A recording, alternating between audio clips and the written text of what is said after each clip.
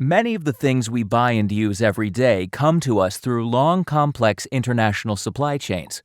From the places they were grown or made, they are carried to us by systems of trucks and ships and ports and trains and distribution hubs and delivery vehicles. This involves burning fossil fuels, which have well-known environmental and health impacts. Carbon emissions cause climate change, and freight puts about 30% of all transport-related CO2 emissions into the atmosphere every year. Air pollution causes respiratory disease and other health problems. Increased air pollution in port cities accounts for tens of thousands of premature deaths every year. One way to reduce those environmental impacts would be to have shorter, simpler supply chains, to buy things made or grown nearer to us.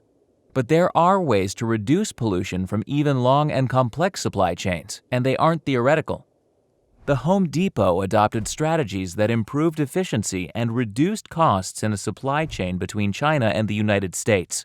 This chain has 6 transportation links: drayage or short-haul trucking from factories to port terminals in Shenzhen, ocean shipping, drayage from U.S. ports, inland shipping via rail and truck to distribution centers, and finally, delivery of products to stores.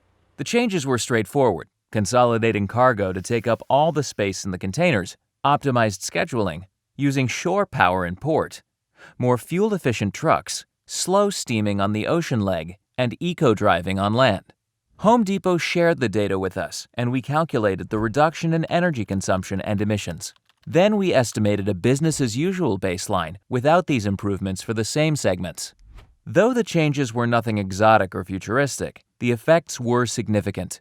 Compared to business as usual, Home Depot's China-US supply chain used nearly 30% less energy, meaning it produced nearly 30% less CO2 and also reduced local air pollutant emissions by more than 20%. Greening supply chains in this way doesn't depend on altruism. Improving efficiency cuts costs as well as emissions, so that's what's possible now. In the years ahead, ambitious strategies could yield nearly 70% reductions in energy consumption and 70 to 80% reductions in air pollution.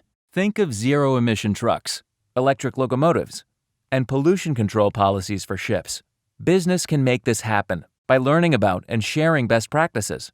But that won't happen by itself. It needs public policies that push all players to improve in many ways. Policies like fuel efficiency and pollutant emission standards for the trucks that haul goods from factories to ports and depots, and the ships that carry them between continents. Incentives to encourage electrification, tax policies and congestion pricing to promote efficient logistics and reduce trips, and more. The benefits of global trade come with environmental costs, but they are not fixed. We have good, tested ways to bring these costs down. We just need to make it happen.